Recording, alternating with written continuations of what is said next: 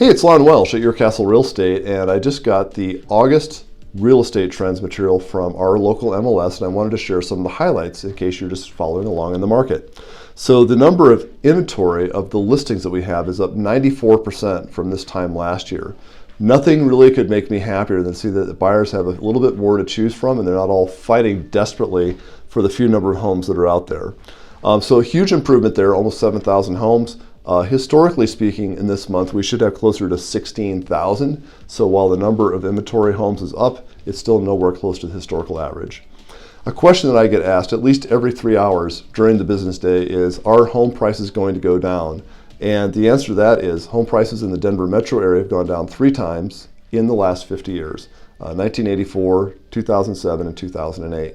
And the thing that's really in common on all 3 of those years is that there was lots of homes for sale, not a lot of buyers. So the buyers had incredible market power. They could just go and say, hey, I'm going to write 6 offers and see which seller is most desperate to sell. And the sellers would have to give them everything that they wanted. That's the root cause of having too much inventory, is the buyers have a lot of control. We're in the polar opposite of that. Although the inventory is up by 94%, it's still very, very far away from being a buyer's market. And we've never experienced a situation where home prices in Denver ever went down when it was a seller's market. So I'm not too worried about that.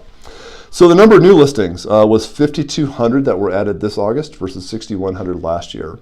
So I think what's happening is a lot of sellers have reluctance along with a lot of buyers saying, I'm uncertain about the market, inflation, I'm not sure about the recession, what's going on in Ukraine, we've got midterm elections coming up. Lots of different excuses to procrastinate if you need one right now, so there's not as many new listings coming on. Historically, in an election year, that'll reverse sometime in late December, early January next year. The number that were closed was off about 30% from last year, pretty much the same slowdown that we experienced in July last month. Taking a look at the number of under contract and looking at the showing report, and I'm going to do the showing report in the next video, I do think that we're probably at the bottom dead center right now, and that will probably start building from here. Fannie Mae, which is a large group that's concerned with homes, as a chief economist, they're expecting overall for the entire U.S. that we're going to be about a 14% decline in the number of homes sold this year versus last year. That sounds like that's probably at about the right ballpark.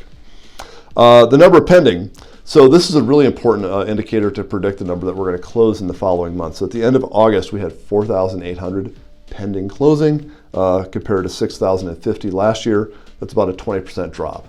So if we see 20% fewer closings in September, that's a great improvement from the drop of 30% in July and in August. So really great news there. The average price is still going up, but not nearly at the same aggressive pace that it has been. So only up 7% in August of this year versus August of last year.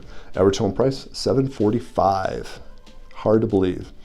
So the days on market, no surprise, is up a lot. This time last year it took about 11 days to sell a house. Now it's taking about 19 days to get that same house under contract.